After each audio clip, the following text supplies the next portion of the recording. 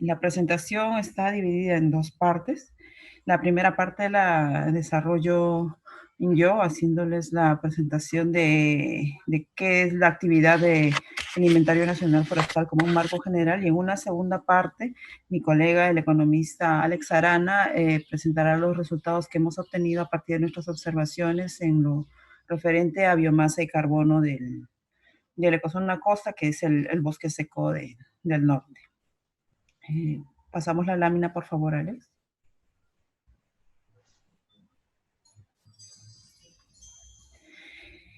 Como un marco general es importante poder hacer de conocimiento de ustedes cuáles son los antecedentes de esta actividad de inventario nacional forestal. Asimismo, presentar la definición de ella, cuáles son los objetivos y las materias de estudio, y con ese contexto podemos ya pasar a la presentación de las estimaciones de biomasa y carbono para la segunda parte.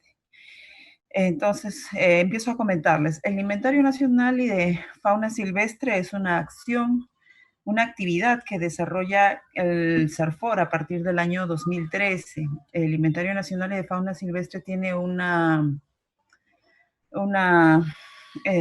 diseño de ejecución dividido en etapas que son denominadas paneles.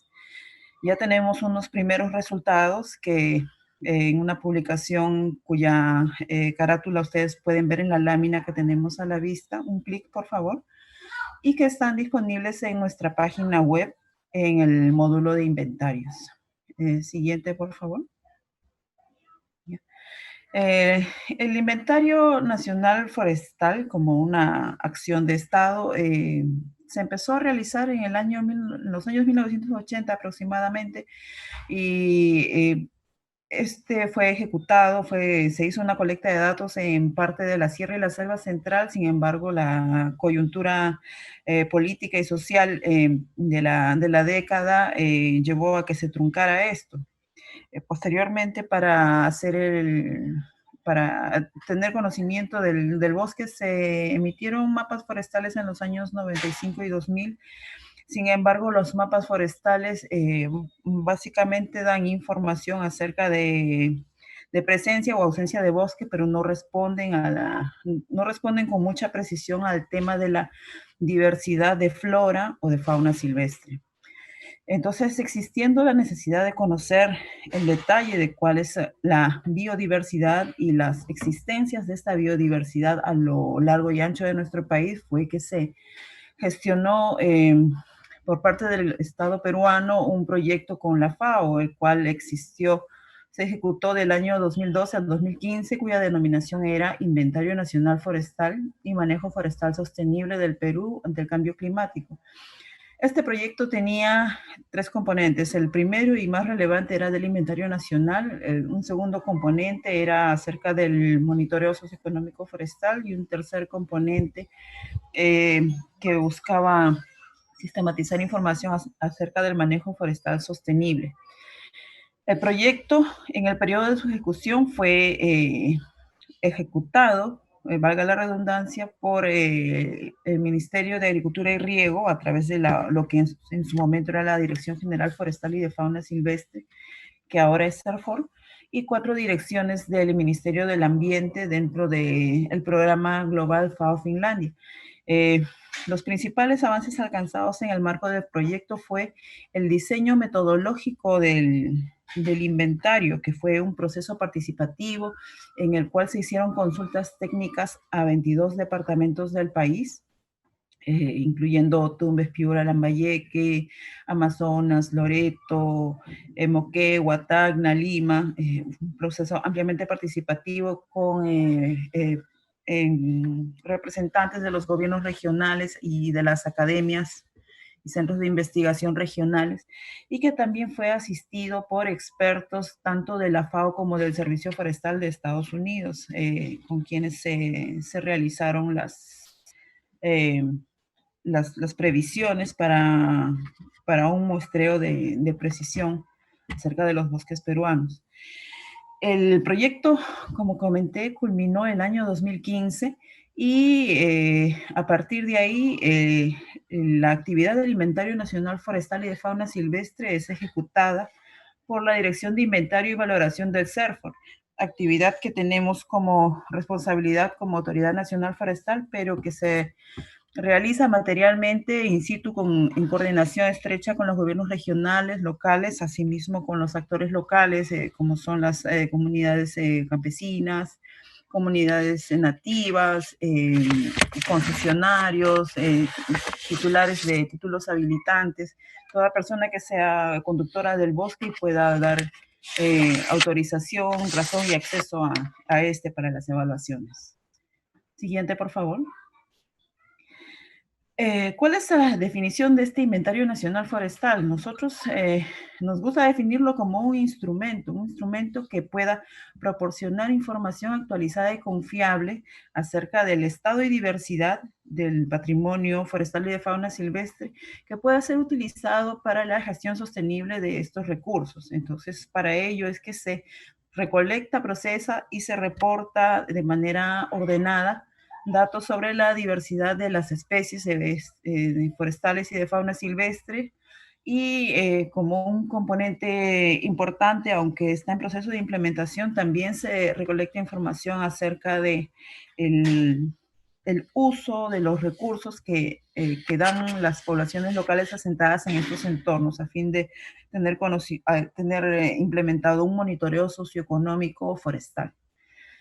Con estas variables pretendemos responder a tener conocimiento acerca de la diversidad de especies, la composición del bosque, cuál es la estructura poblacional de las especies, la productividad que estas pueden tener y cuáles son las dinámicas del bosque. Entonces, este es un inventario con carácter multipropósito porque no solamente se restringe a hacer las mediciones de vegetación o registros de fauna, sino también permite reportar resultados de biomasa y carbono que son importantes para los compromisos internacionales en materia de cambio climático y también conocer acerca de los usos locales y de la gobernanza del bosque. Siguiente, por favor. El Inventario Nacional Forestal tiene justificación, tiene su razón de ser en la utilidad que le reporta al Ministerio de Agricultura y Riego, que a través del CERFOR tiene la responsabilidad de la implementación del diseño de políticas para la gestión de los recursos forestales y de fauna silvestre. Es como mencioné también un elemento valioso para las estimaciones de biomasa de carbono del país vinculadas a reportes de cambio climático. De hecho, estamos contribuyendo con los datos del Inventario Nacional Forestal, Costa, Sierra y Selva, para la construcción de los niveles de referencia de emisiones forestales que se presentan este fin de año a la Convención Marco de las Naciones Unidas para el Cambio Climático. Asimismo, la información con la que contamos es de utilidad para los gobiernos regionales que tienen ya las competencias transferidas, como son las regiones de Amazonía y en la parte de costa, el departamento de Tumbes y La Libertad, en la Sierra Ayacucho.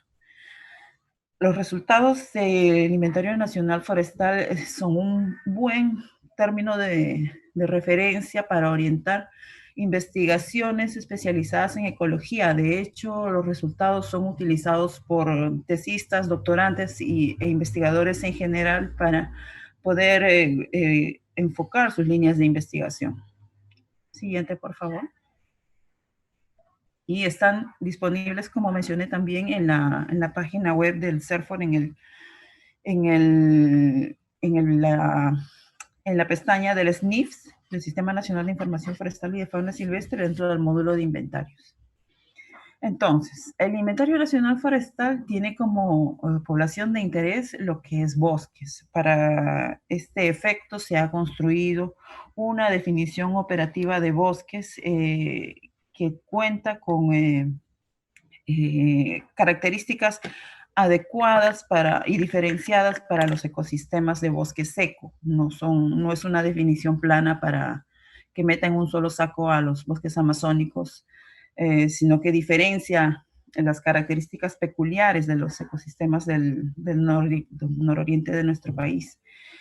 Se evalúan los bosques que se encuentran en la superficie continental del bosque peruano, que es donde se pretende precisamente medir las variables de interés y poder evaluar el monitoreo y los cambios que ocurran dentro de los bosques. Siguiente, por favor. Entonces, siendo un país tan diverso a partir de su relieve, con estribaciones occidental hacia el Océano Pacífico, que son llanas, con la presencia importante de la cordillera de los Andes y el descenso hacia el oriente, hacia el llano amazónico, es necesario diferenciar esta composición de nuestro país en términos fisiográficos y fisonómicos, que se dice. Entonces es así que se han separado 6 estratos, que es bastante similar a lo que se conoce como costa, sierra y selva. Tenemos estos estratos a los que denominamos ecozonas, son la costa, la sierra. La Amazonía está compuesta de 4 estratos: la selva alta accesible, la selva alta de difícil acceso, las zonas cuya transitabilidad es bastante complicada, la selva baja, el llano más grande, en color verde, y en la mancha celeste es una zona muy particular por su capacidad de almacenamiento de carbono en turberas, que es lo denominado la zona hidromórfica.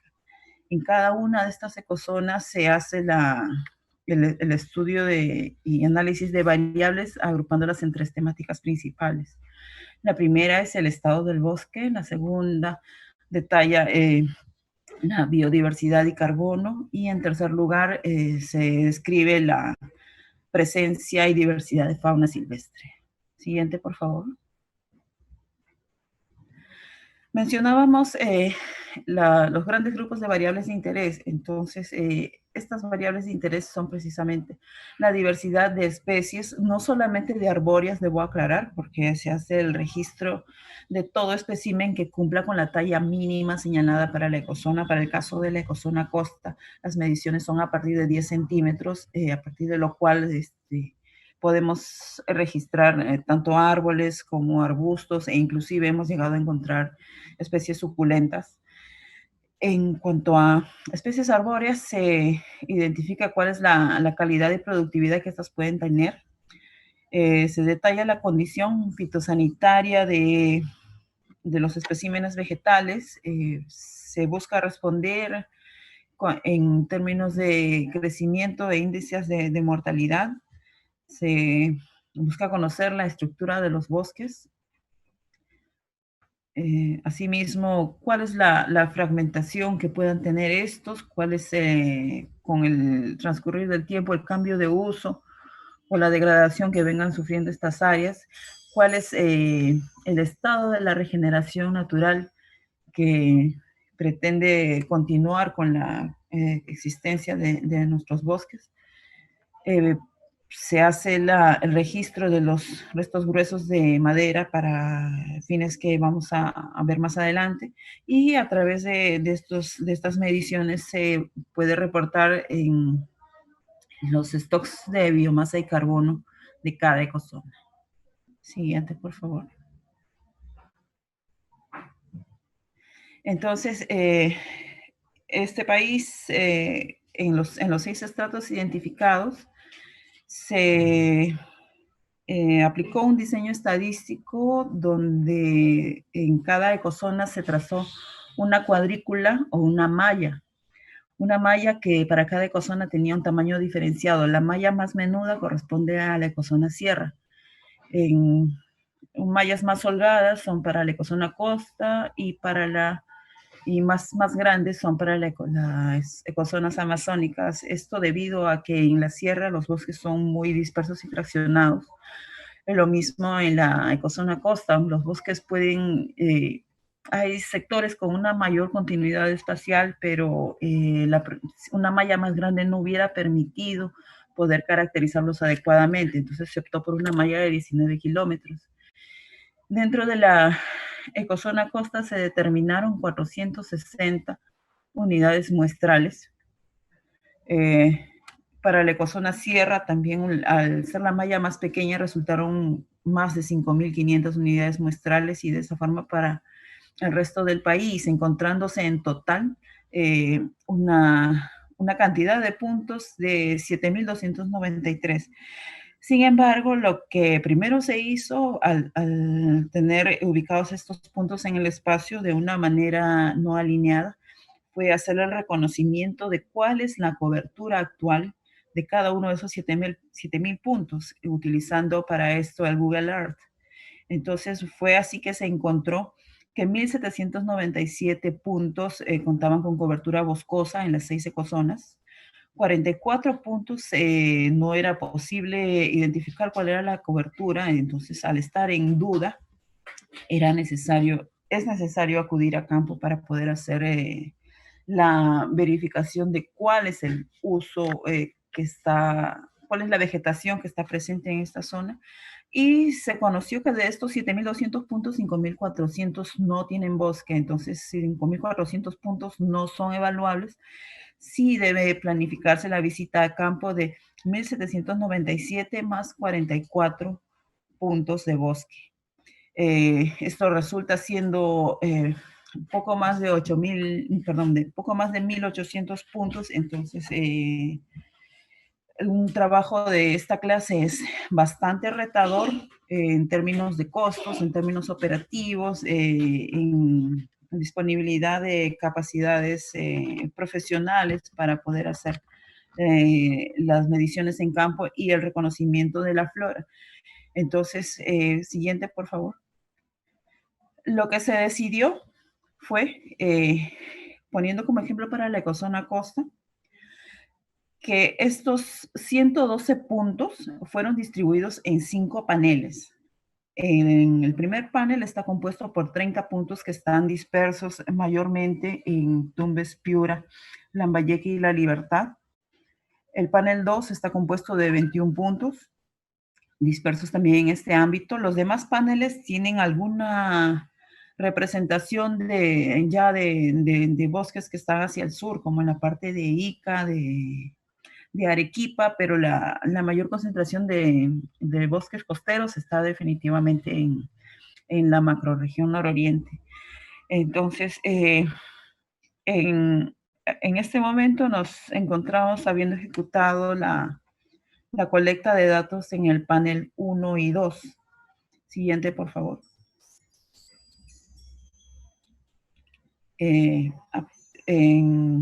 Esta es lo que venía explicándoles, la distribución espacial del muestreo.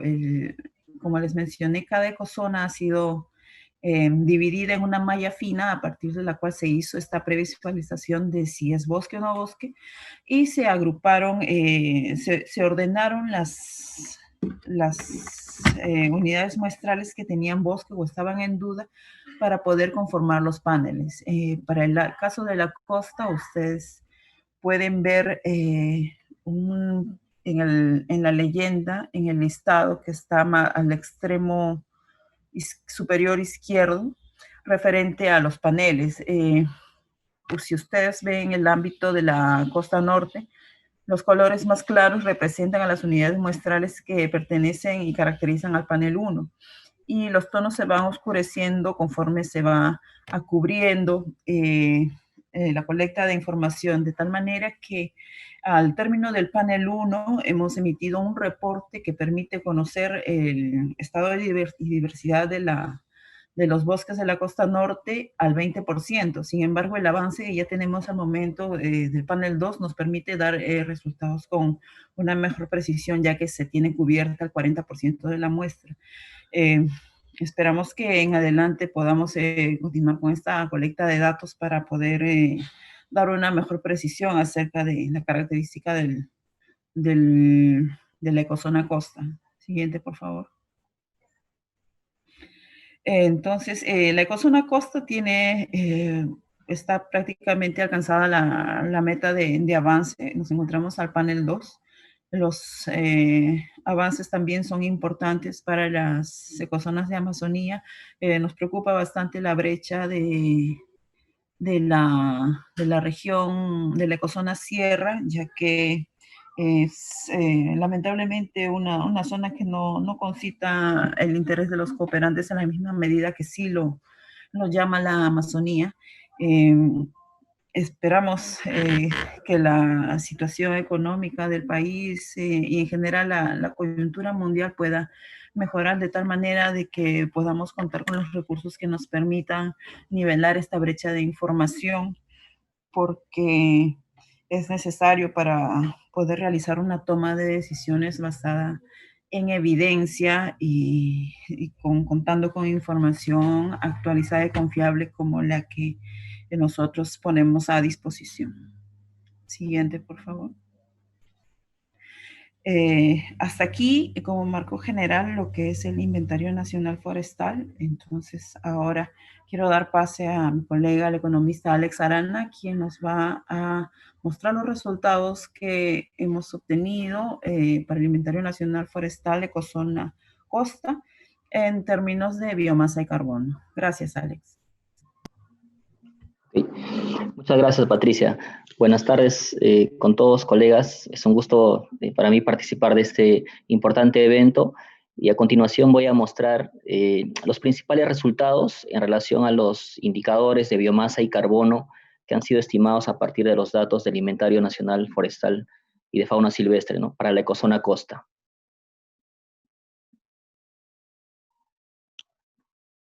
A ver, un momento. Bien, entonces, para nosotros tener información acerca de los datos o los indicadores de biomasa y carbono, ¿no? Realizamos diferentes procesos dentro de la oficina, ¿no?, y fuera de la oficina también, ¿no? En primer lugar, luego de hacer la planificación en gabinete, ¿no?, hay una primera etapa de levantamiento de información en campo, ¿no? Exactamente para la ecozona costa se han levantado información de 44 unidades muestrales, es decir, 44 parcelas distribuidas en las regiones de Tumbes, con 10 parcelas, Piura, 22 parcelas, Lambayeque, 10 parcelas, Cajamarca, una parcela y La Libertad, una parcela, ¿no? En total tenemos 44 unidades muestrales, de las cuales se ha recogido información con los formatos del Inventario Nacional Forestal y de Fauna Silvestre, ¿no?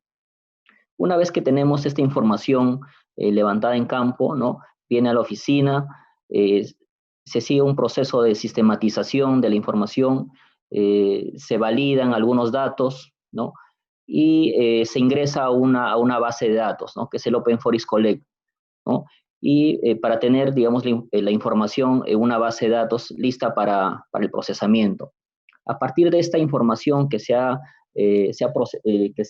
sistematizado en esta base de datos del Open Forest Collect, ¿no?, el siguiente paso es el procesamiento, ¿no? Una vez que nosotros tenemos ya la información sistematizada en nuestra base de datos, iniciamos el procesamiento de la información, ¿no? ¿Y cómo se realiza este procesamiento de la información, ¿no? Como ya Patricia ha mostrado, el Inventario Nacional Forestal tiene diferentes aspectos, ¿no?, tanto metodológicos como técnicos, ¿no?, incluso estadísticos, ¿no?, de los cuales tenemos que tener en cuenta para hacer nuestros cálculos, ¿no? Por ejemplo, tenemos que tener en cuenta el tema de la panelización, los clústeres, ¿no?, el tamaño de la parcela, ¿no?, los factores, eso va a influir en los factores de expansión, ¿no? Entonces, una vez que tenemos eso, ingresamos nosotros toda la información que tenemos de nuestra base de datos a un aplicativo, ¿no?, que se ha desarrollado en Access, bueno, que nosotros le hemos llamado eValidator, ¿no?, que fue desarrollado, este aplicativo fue desarrollado con el apoyo del Servicio Forestal Americano, ¿no?, y luego ya actualizado, porque ustedes saben que en temas metodológicos cada año surgen nuevas, por ejemplo, nuevas ecuaciones salométricas, hay que cambiar algún parámetro o alguna ecuación, ¿no?, o actualizar los nombres científicos. ¿no? Entonces, este aplicativo se ha ido actualizando constantemente, ¿no? Entonces, tenemos este aplicativo el cual nos ayuda a hacer nuestros cálculos, ¿no? Y para ello nosotros alimentamos este aplicativo de diversa información, ¿no? A partir de los datos de la base de datos que tenemos del Inventario Nacional Forestal, ¿no? Una vez que hemos procesado, ¿no? El siguiente paso es el análisis, ¿no? Ya tenemos los resultados y procedemos a analizar los resultados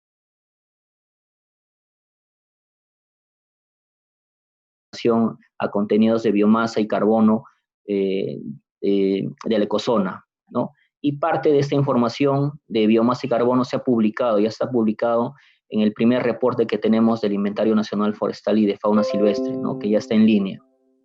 Entonces, rápidamente les he mostrado acá cuáles son los pasos rápidos para nosotros tener ya datos, desde el levantamiento de información en campo hasta el análisis de la información. Bueno, en esta lámina voy a mostrar brevemente algunos aspectos acerca de algunas variables, o sea, qué variables, qué criterios consideramos para levantar información en campo. Centrado básicamente para el análisis de biomasa y carbono forestal, ¿no? Como ustedes saben, nosotros realizamos estimaciones en tres componentes, en tres reservorios de carbono. Por un lado, el reservorio de biomasa aérea, ¿no? Recogemos información de lo que son árboles, fustales, latizales, ¿no? También contamos información con el carbono que está almacenado en la necromasa, tanto de tocones, árboles caídos, árboles muertos en pie, ¿no? Y también analizamos información de los contenidos de carbono almacenados en la hojarasca, ¿no? Y para eso se toman 3 muestras en toda la parcela, ¿no? En esta siguiente imagen, del lado superior derecho, vemos el gráfico del el diseño de la parcela, ¿no? La parcela del Inventario Nacional Forestal es en L, ¿no? Como ven, es en L y con 10 subunidades muestrales que son de forma circular, ¿no? Que en total dan un área total de media hectárea, ¿no?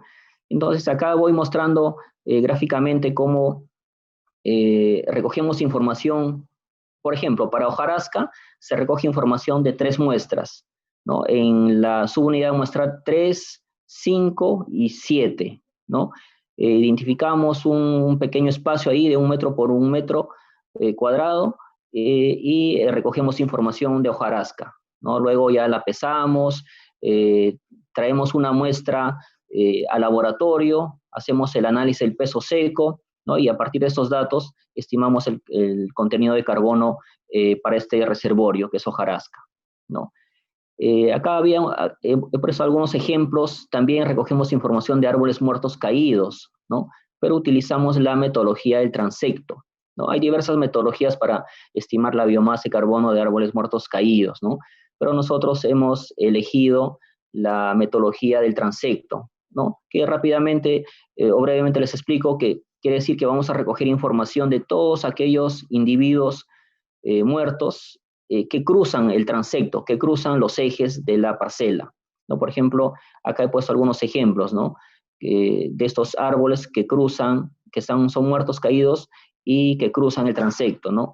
De cada uno de ellos se toma información como el diámetro, su grado de descomposición, ¿no? Y también recogemos información de árboles muertos caídos, árboles muertos en pie, como les comentaba, ¿no? Básicamente se toma ahí el diámetro y su altura total. Diámetro, altura, el DAP, el diámetro de la altura del pecho, la altura total y el grado de descomposición, ¿no? Y finalmente acá, bueno, algunas imágenes que nos muestran las características de los individuos, ¿no? De los árboles que se encuentran en la ecozona costa, ¿no? Que son totalmente distintos a aquellos que se pueden encontrar tanto en selva alta, selva baja o en la zona hidromórfica, ¿no? Y que muchas veces dificulta su medición, ¿no? Entonces, a partir de estos datos, les voy a comentar brevemente qué consideraciones y qué parámetros hemos utilizado para hacer nuestras estimaciones de biomasa y carbono, ¿no? Para la ecozona costa. Por un lado, ya les había adelantado, recogemos información y vamos a hacer estimaciones para, para 3 tipos de reservorios. Por un lado, biomasa viva, ¿no? La biomasa que es arriba del suelo, que es la biomasa aérea, ¿no? Y a partir de esta información se obtienen datos también de la biomasa radicular, ¿no? Es decir, la biomasa radicular la obtenemos de manera indirecta, ¿no? A partir de la biomasa aérea arriba del suelo, ¿no? Con una ecuación que ya, bueno, está probada ampliamente, ¿no? También recogemos información de lo que es necromasa, ¿no? Es decir, y específicamente de árboles muertos en pie y hojarasca, ¿no? Entonces, de esas dos categorías también tenemos datos en relación a los contenidos de carbono para estos reservorios, ¿no? Luego de eso, una vez que tenemos ya definido nuestros reservorios, ¿no? Elegimos la ecuación alométrica, ¿no? Como ustedes saben, para elegir o para hacer nuestras estimaciones, tenemos que tener una ecuación alométrica, una o varias ecuaciones alométricas, ¿no? En este caso, para el panel 1 y panel 2, hemos utilizado una ecuación general, ¿no? Una ecuación general que, digamos, que es a partir de un artículo científico publicado por ese científico Chap, del 2005, donde proponía diferentes ecuaciones, tanto para bosque seco, bosque húmedo, ¿no? Entonces, nosotros elegimos esta ecuación para el bosque seco, ¿no? Donde los parámetros básicos, los parámetros principales para la estimación era la densidad de la madera por especie, ¿no? El DAP del individuo, ¿no? Del árbol, ¿no? Y a partir de eso obteníamos la biomasa arriba del suelo, ¿no? También quiero comentarles que actualmente estamos en un proceso de actualización, ¿no? Del uso o de la elección de las ecuaciones alométricas, ¿no? Como saben, los avances científicos son constantes y ya tenemos otras ecuaciones, ¿no? Que pueden ser muy específicas, ¿no? Incluso a nivel de especie también. Estamos analizando algunas ecuaciones que sean muy específicas y a nivel de especie para poder ser utilizadas en las estimaciones de biomasa y carbono, ¿no? Luego de ello, bueno, otros criterios que consideramos son el hábito del árbol, ¿no? Como en ecozona costa encontramos individuos del hábito árbol, también hay arbustos, ¿no? El estado del árbol, ¿no? Si está vivo, si está muerto en pie, hay tocones también, ¿no? Esto va a ser importante porque cada una de estas categorías tiene su propia medición, su propio cálculo, ¿no? Luego de ello, bueno, acá los parámetros ya de evaluación, ¿no? El factor de conversión de biomasa a carbono es el que utilizamos, el que está recomendado por IPCC, que es 0.47, 0.47, ¿no? La densidad, como les comentaba, tenemos una base de datos de densidad de madera a nivel de especies, pero hay algunas especies que no tienen este dato, ¿no? En este caso, utilizamos la densidad promedio, que es 0.64, 0.64, ¿no? Que es la densidad promedio. Considerando esos parámetros, y a partir de esta información, el paso que sigue es la estimación, ¿no? Y acá brevemente les voy a presentar los resultados, ¿no? Los principales resultados de los cuales que se ha obtenido, ¿no? Para la ecozona costa. En cuanto a los contenidos de biomasa y carbono aéreo, es decir, lo que es arriba del suelo, tenemos que en promedio 18.65 toneladas de biomasa por hectárea, lo cual equivale a 8.77 toneladas de carbono por hectárea en promedio, ¿no? Y a partir de este dato se obtiene la biomasa radicular, ¿no? Tenemos que 6.61 toneladas de biomasa en promedio de biomasa radicular, lo cual equivale a 3.11 toneladas de carbono radicular, ¿no? Entonces, recordemos este dato, 18.65 toneladas de biomasa aérea, que es el total por hectárea en promedio.